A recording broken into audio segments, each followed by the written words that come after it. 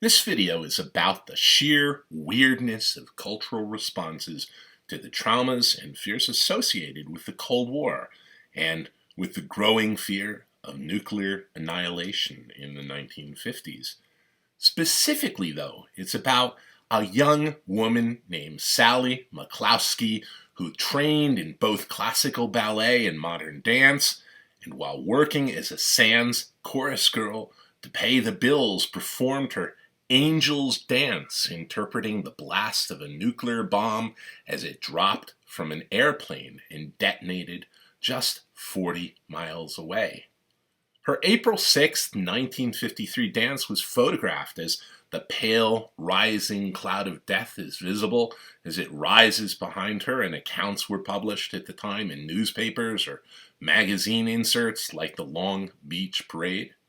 The text reads, 6,000 feet above the yawning canyons of the West, Sally McCloskey cavorts in the dance of the century.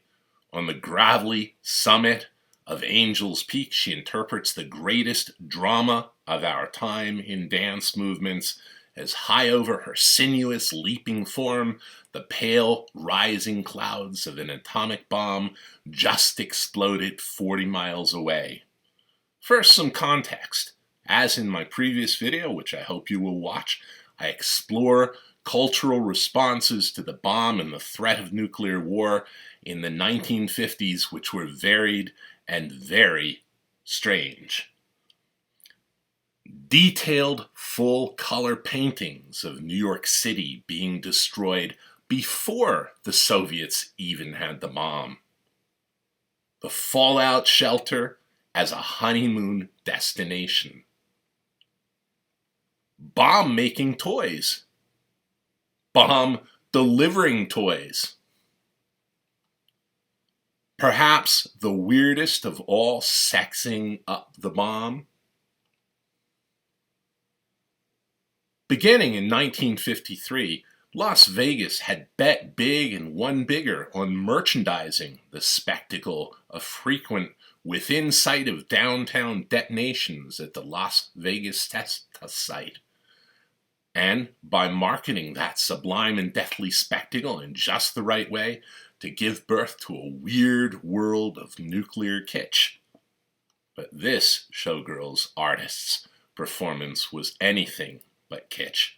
There were so many tests of atomic bombs at the Nevada test site outside of Las Vegas that Yucca Flats looks from the air like a deathscape with lunar-like craters. I dug up footage of the exact nuclear blast McCloskey danced to, which was the fourth in a 1953 series of blasts called the Upshot-Knothole Shot number tests. 4, it was the first airdrop on Upshot and was detonated at approximately 6,000 feet, the highest burst of any gadget we've ever fired.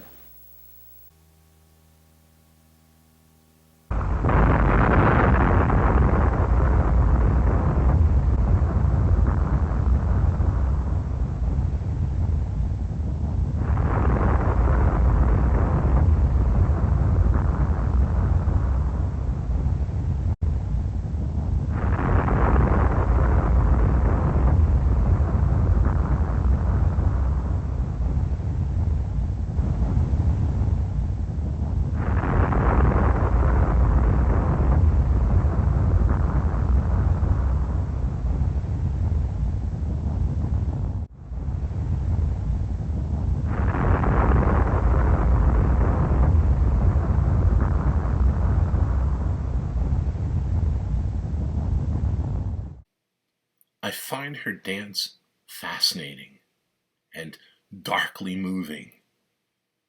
She's dancing to the apocalypse or dancing on the edge of an abyss. She's creating beauty in the shadow of death, and she's insisting on death or Thanatos as the mother of beauty.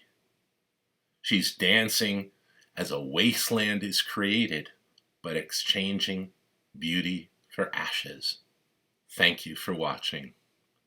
I'm currently working on something about the 4 best fiction books I've ever read about nuclear war. or its aftermath. 2 Hours to Doom, which is the book behind the fabulous film Dr. Strangelove.